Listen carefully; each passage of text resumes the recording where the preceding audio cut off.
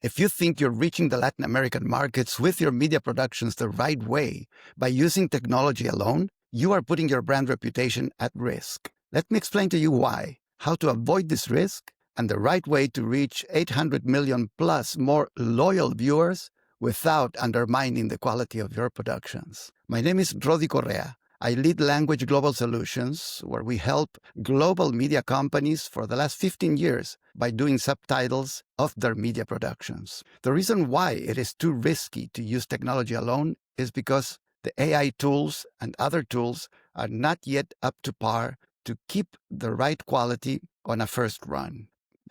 The basic method for subtitling media productions the right way requires 3 specific tasks. Number 1, transcription. This can be done with AI tools, of course, and you get 75 to 80% quality, depending on the quality of the audio and whether it has a lot of background music or effects or not. And then you have to absolutely get a human expert to do the revision. It is important that the linguist is a good proofreader so that they catch all the important grammar mistakes or punctuation mistakes or capitalization mistakes that the original transcript made. Number 2 is the translation of the transcription. This, of course, also can be done with AI on a first draft with proper human revision and proofreading. Here, there's more skills to be had on the part of the linguist. Make sure that they have experience with subtitle translation, which is quite different from documents because you need to take much more into account all the nuances, the idioms, if the original is a comical movie or a documentary with a lot of technicalities. They need to have the experience to be able to catch the meaning and to be concise because Spanish by nature and normally is about 30% longer than English. So when you go from English original to Spanish or to Portuguese Brazil, which are the 3 languages that we handle most, then you have to make sure that the Spanish and the Portuguese are shorter so that they can be read pleasantly enough and properly enough. And then number 3 is the actual spotting or timing of the subtitles themselves. The beginning and ending timing, which needs to be synced properly. And the AI tools do it to a certain extent well enough. But again, it also depends on the quality of the audio and how much of the background noise is present or effects, because that's what the AI catches and decides, okay, here is where it started talking and here is where it finished talking.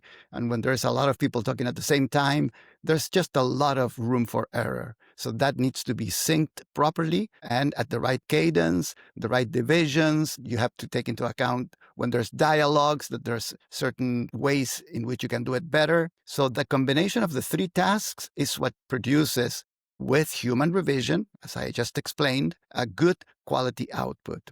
You can tell by just the description of the 3 tasks that technology would not be sufficient. Let's pretend that you have a podcast and you just throw it in there in YouTube, for example, and you trust that it's going to be well subtitled with the closed caption tool that YouTube has. Well, for sure, it's going to be full of errors, with quite a few errors. And also the reading pace in which YouTube puts it originally, it's quite difficult to read. It breaks the lines improperly and things like that. But of course, there are better tools than that one, which do the 3 tasks in one. But again, just the way that I describe it, it's mechanically almost impossible to get the transcription right. The translation maybe is the most that can be gotten from the AI as accurate as possible. But again, because of the fact that it's subtitles, it has to be done in a way that is concise enough that many of the phrases are interpreted properly just to get the meaning. You have to cut out a lot because otherwise it's just too long and too difficult to read. So that's why neither of the 3 tasks can be done by technology alone. So beware not to only rely on technology for the quality of the output for Spanish speakers and for Portuguese speakers from Brazil. If you want us to help you with the subtitles of your media productions, we'd be happy to do so. At the end of this video, there's different ways in which you can reach out to us. Talk to you soon. Otherwise, see you on the next video. Bye for now.